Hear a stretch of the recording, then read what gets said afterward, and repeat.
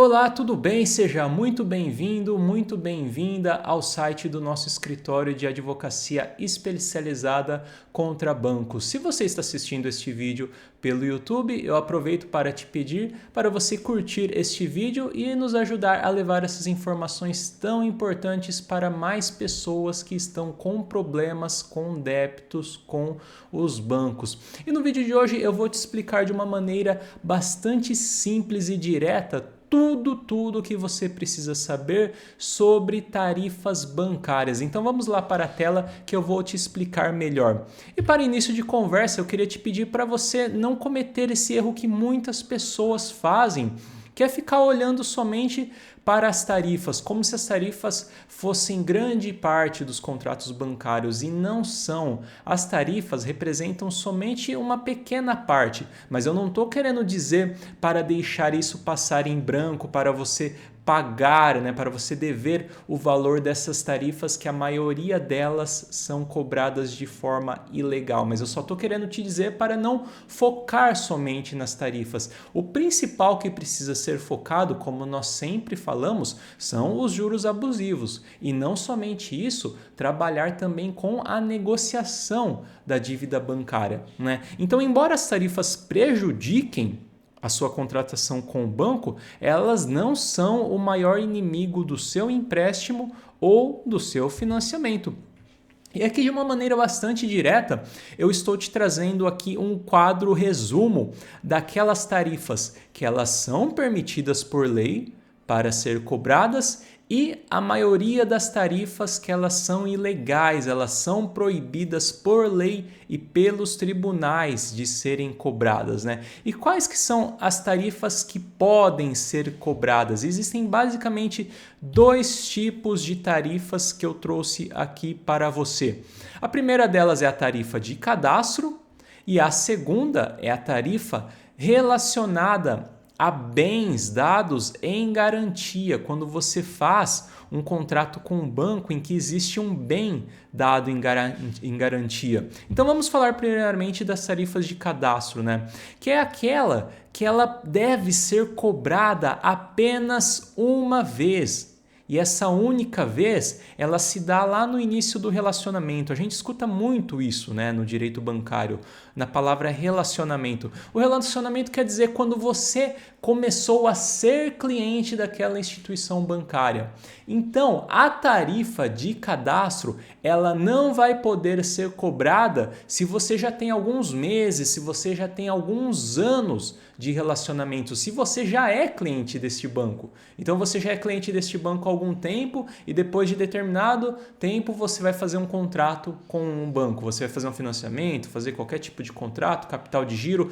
Essa tarifa não pode ser cobrada, porque muito provavelmente ela já foi cobrada lá no início. Agora, se ela não foi cobrada lá no início, não significa também que ela pode ser cobrada depois de vários anos, tá bom? E o segundo tipo de tarifa que eu vou te explicar melhor aqui, que são relacionadas aos bens em garantia, ela se divide em dois tipos de tarifa. E eu quero que você preste muito atenção nisso que eu vou te trazer, que é a tarifa de avaliação do bem e a tarifa do registro daquele bem. Então, como é que funciona? A tarifa de avaliação do bem é quando, por exemplo, você vai adquirir o financiamento de um bem ou você está dando ele em garantia, este bem. Então, quando você adquire, por exemplo, um financiamento de um veículo, um financiamento de uma máquina aí para a sua indústria, é necessário que se faça uma avaliação desse bem. E isso, outra informação importante aqui que eu já quero te deixar, é que se esse bem ele for novo, ele já tem uma nota fiscal relacionado ao valor desse bem. Então não significa que o banco pode efetuar a cobrança dessa tarifa, porque se já existe uma nota fiscal, ele não tem o direito de avaliar, de reavaliar algo que já está avaliado. Então essa é a informação aqui. É legal, por lei, o banco fazer a cobrança dessa tarifa, se não for veículo 0 quilômetro, uma máquina 0 bala, igual a gente fala aí popularmente, tá bom? E o segundo tipo, referente ao registro do bem. Por exemplo, se você vai tomar um dinheiro emprestado no banco e você vai dar o seu veículo, o seu carro como garantia, este veículo, este carro, ele precisa ser registrado como alienação para o banco, né? Uma alienação fiduciária que a gente chama no direito.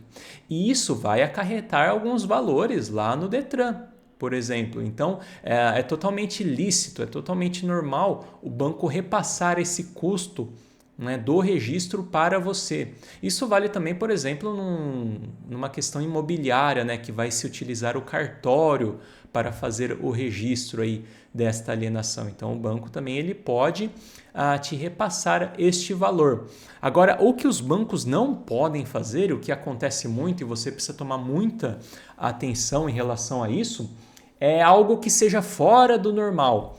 Por exemplo, o veículo vale 50 mil reais e veio uma dessas tarifas aí no valor de 3 mil reais, de 5 mil reais. Perceba que está bastante discrepante, né? Não está justo, né? Precisa ser algo que seja razoável, extremamente razoável, sem abusividade. Tá bom? Se você ficou com outras dúvidas em relação a isso, não esqueça de deixar essas dúvidas para que nós possamos te ajudar em relação a isso, tá bom? Agora vamos lá para o outro lado, que são as tarifas proibidas. Eu te peço também muita atenção nisso. Eu até coloquei em vermelho escuro aqui para que você realmente diferencie as coisas. Existem vários tipos de tarifas e eu trouxe aqui 3 principais que ocorrem muita abusividade aí nos contratos de banco. Então eu trouxe a tarifa de abertura de crédito, que é a famosa TAC. Faz algum tempo já que o Superior Tribunal de Justiça do nosso país eliminou isso, já disse que isso não pode ser cobrado de maneira alguma e os bancos continuam cobrando.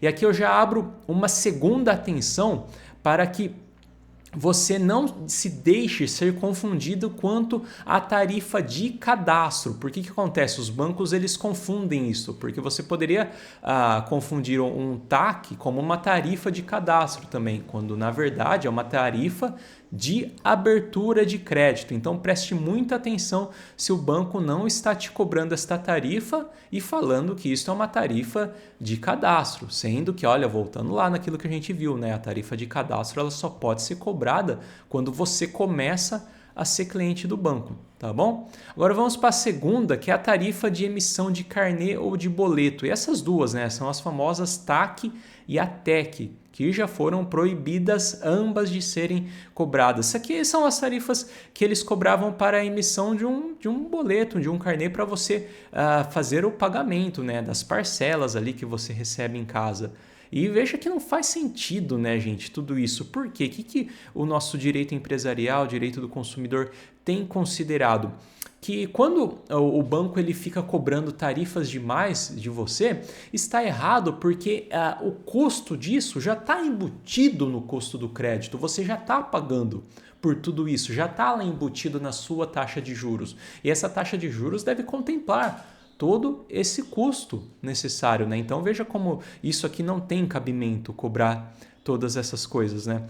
E por fim, aqui um terceiro tipo que acontece muito, eu que nomeei isso, né, de tarifa sem nome. Por quê? Porque é uma tarifa genérica, você pega o seu contrato lá e vai ver que está escrito tarifa, simplesmente tarifa, tarifa sem nome nenhum e uma tarifa lá com certo valor, 2 mil, 3 mil reais, 5 mil reais e assim por diante. Também é abusiva, não se pode cobrar esse tipo de tarifa.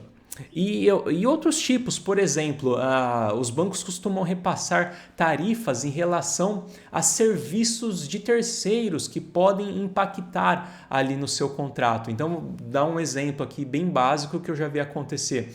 Por exemplo, você está financiando um carro e houve uma manutenção nesse veículo, por exemplo. E aí o banco ele pegou o custo dessa manutenção e jogou ali como um repasse de terceiro também, tá abusivo, isso não poderia ter sido feito, porque aquilo que você já paga para o banco como juros já tem que estar embutido tudo isso. Eu quero te trazer aqui nesse slide um exemplo prático, né? A gente precisa trazer o direito bancário aqui na prática. Então eu recortei, né, um pequeno pedaço da tabelinha do contrato aqui. Isso aqui é um contrato verdadeiro mesmo de cliente. Eu trouxe aqui para você, né? Então veja aqui, eu não sei se está dando para você enxergar, mas tem várias informações aqui, né? O valor liberado, a taxa de juros efetiva, a taxa de juros mensal, né? E assim por diante, né? O valor do IOF, né? Que é o Imposto sobre Operação Financeira, o valor da parcela. E veja aqui, ó, nesse item 7, eu não sei se você está enxergando aqui, que é o valor da tarifa. Eu vou até aumentar aqui para você, para que você possa ver melhor. Então olha aqui, veja aqui, isso aqui é um grande exemplo de uma tarifa sem nome. Simplesmente esse banco veio aqui e colocou valor da tarifa X, né? Valor da tarifa R$ 2.820. E perceba que é um valor alto. Se você pensar aqui que o cliente recebeu R$ 94 mil e destes 94 mil, ele ainda vai ter que ter a mais isso, uma tarifa sem mais, sem menos de R$ 2.820. Não tem explicação nenhuma. Veja que isso é totalmente ilegal, totalmente abusivo. Eu tenho certeza que talvez o seu contrato deve estar com algum tipo de tarifa nesse sentido aqui. Simplesmente, sem nome nenhum, tarifa. Tarifa X 2.820, não tem nome essa tarifa. E aqui para finalizar esse vídeo, essa explicação, eu quero te reforçar isso, que tarifas não são a totalidade do seu contrato. Você não pode olhar a sua operação bancária somente pelas tarifas. É que as tarifas elas meio que estão na moda, vamos dizer assim, você saber qual tarifa pode, qual não pode, mas existem muitos outros fatores que são importantíssimos e eu quero te trazer aqui, né? E aqui só pegando alguns deles, né? Que aqui nós já temos outros vídeos falando de cada um desses elementos, mas eu quero te trazer aqui de uma forma bem resumida e bem rápida, né? Que são os juros abusivos, os juros de demora, multas, comissões de permanência, tudo que o banco cobra. Isso aqui também tudo que contém ilegalidade, seguro prestamista e a capitalização de juros. O principal, gente, é esse aqui. São os famosos juros abusivos que vira e mexe aí, às vezes nós temos algumas decisões dos nossos tribunais que nós precisamos mudar aí o direcionamento de como que eles são detectados, né? E hoje, basicamente, eu já expliquei muito isso aqui no nosso site, no nosso canal também, né? Que a taxa de juros ela deve estar próxima da média nacional do Bacen, que é o Banco Central do Brasil. Aqui só resumindo, né? O Banco Central todo mês ele faz a média de todas as taxas de juros cobradas no nosso país em cada modalidade, né? Financiamentos imobiliários, de veículos, capital de giro, empréstimo pessoal, empréstimo consignado. E ele tem um valor para cada um. E naquele mês que você celebrou o seu contrato bancário, aquela taxa ela não pode estar muito acima dessa média do Banco Central. Mas não somente isso.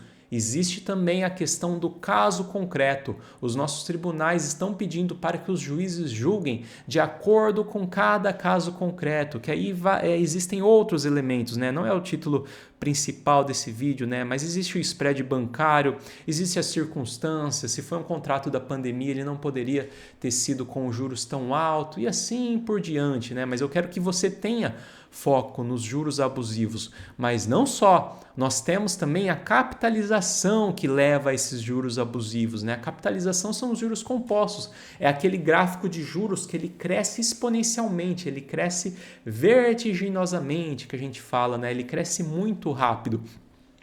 E quanto à capitalização, ela precisa vir no contrato. E também o período em relação à taxa de juros. Então, o que isso significa? Se lá no seu contrato está falando que a capitalização é diária, mas a taxa está mensal ou anual, está errada. A taxa precisava ser também computada diariamente. Então, já é um contrato que possui uma ilegalidade grave, que ela precisa ser revista aí por um advogado especialista em direito bancário. E vamos também aqui falando rapidamente sobre os juros de mora, sobre a multa e a comissão de permanência. A nossa lei, né, os nossos tribunais já deixaram bem claro que os juros ele só pode ser de 1% quando você atrasa, quando você demora para fazer o seu pagamento. Então é de 1% a um mês. E a multa, ela só pode ser no máximo de 2% e ponto final, né? Sem acumular com mais nada. E a comissão de permanência, a gente já iria aprofundar um pouco no assunto, né? Mas é uma taxa que o banco cobra pelo seu atraso e que ela é cobrada ilegalmente também das pessoas que estão em inadimplência? A lei fala que essa comissão, que essa taxa, ela não pode ser cobrada junto com outros encargos, né, que seriam os juros de mora, os juros remuneratórios e assim por diante, tá? Então, assim, só fazendo um parênteses mesmo dessa situação toda. E, por fim, outras questões que entram aqui são o seguro prestamista. O seguro prestamista, ele é empurrado pelos bancos como venda casada, é gravíssimo também. Então, a gente sabe que os bancos são grandes grupos financeiros aí que acabam dominando o nosso país. E é óbvio que os bancos acabam tendo empresas de seguradoras que pertencem ao mesmo grupo econômico deles. E aí o que o banco faz? Ele te faz um contrato e ele empurra um seguro desta mesma seguradora, ou seja, ele não te deu liberdade de escolher. E se você não queria aquele seguro? E se você não queria aquele seguro naquela seguradora do banco? Então também é ilegal. E aí, gente, existem vários outros elementos, por exemplo, título de capitalização que o banco te empurra para você contratar, sendo que muitas vezes você não estava nem sabendo desse título de capitalização, que são aqueles prêmios, né, que não resolvem nada, que são totalmente ali, na verdade é um estelionato isso que as instituições financeiras fazem. Ou consórcios também, por exemplo. Então veja que isso vai muito além das tarifas, existe muita coisa por trás de todas as ilegalidades, né? E isso, e por fim eu quero deixar aqui um vídeo que nós gravamos, uma verdadeira aula aqui de como que você pode fazer a negociação do contrato bancário, como é que funciona a redução de dívidas bancárias aí, baseado no pilar não só jurídico, mas também no pilar da negociação. Eu vou deixar aqui no card para você acompanhar esse vídeo também e tem lá no nosso site, né, uma série de vídeos, uma série de artigos para que você possa se informar melhor, tá? Se você está assistindo pelo YouTube, não esqueça de curtir esse vídeo e nos ajudar levando essas informações valiosas para mais pessoas. Nós deixamos também aqui todas as informações, né, do nosso escritório, nossas redes sociais, e eu espero que tenha gostado e nos deixamos à disposição para sanar outras dúvidas sobre dívidas bancárias que você possa ter.